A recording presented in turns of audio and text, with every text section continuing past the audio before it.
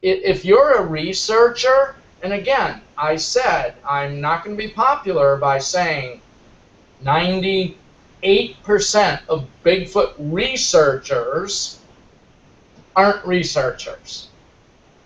They need to read things like this abominable science. They need to read Brian Sykes's work. They need to read this stuff. And it's like, oh, I don't like reading, or it has an equation in it. I'm reading the equation.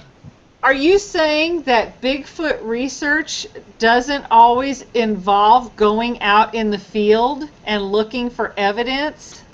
Going out in the fucking woods is nothing. You need to understand, one, what are you looking for? And two, how do you document it? What's the likelihood? Ask Natalia Reagan. I mean, she's done a whole bunch of videos about what you should do. Did someone say ask Natalia Reagan?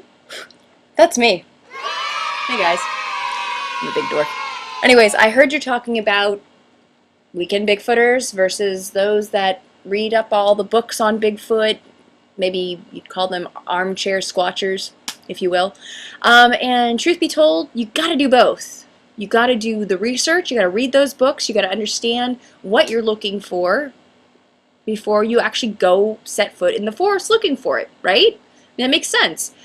Before I go out into the field, before I jump on a plane and go to Panama, I don't just decide one day, go down to my field site and find spider monkeys. I have to do months worth of research, reading about the diet of spider monkeys, the locomotion of spider monkeys, the reproductive strategies of spider monkeys, where these spider monkeys are going to be found before I can go look for them.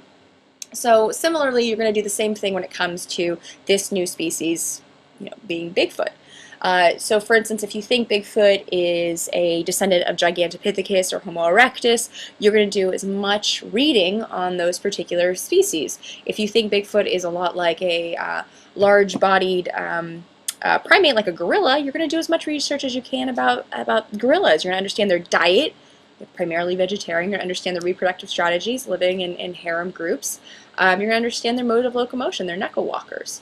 And they're not very good bipeds. So you're going to do a lot of research before you even go out into the forest. And when you do go out in the forest, you're going to take all the stuff that you learned and you're going to put that to good use. And then hopefully you'll, do your best picking up biomaterials. If you find hair, scat, maybe a suspect bone, perhaps even tools, because if you think Bigfoot's a hunter, how is he hunting his kills? Does he have a tool industry? You're going to go out and collect that, those biomaterials using the correct protocol. You're going to put on gloves, you're going to use sterile instruments, you're going to put it in a sterile container, and you may do that with your 6-pack of beers and your ladies and have a little fun, put on some Leonard Skinner, whatevs. I don't judge. Actually sounds kind of fun. But you're going to go out there and you're going to take it seriously and, put to use your theories. And once you get all those biomaterials and you have your fun weekend, you're going to take them back to the real world and test them in a DNA lab. And not everybody has the luxury of Dr. Todd's badass mobile DNA lab, but if you're really serious about squatching and you really want to get DNA evidence out of what you found, you're going to find a lab that will take your materials and you'll test them.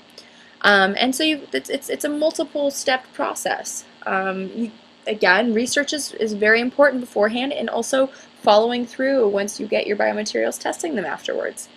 All of that is very important if you want to conduct a real scientific inquiry. And who knows? You never know what you're going to find. You got to stay open about this kind of stuff, right? So anyways, hope this helps. Happy squatching, everybody. Have fun. Drink responsibly. Squatch responsibly. Auf Wiedersehen.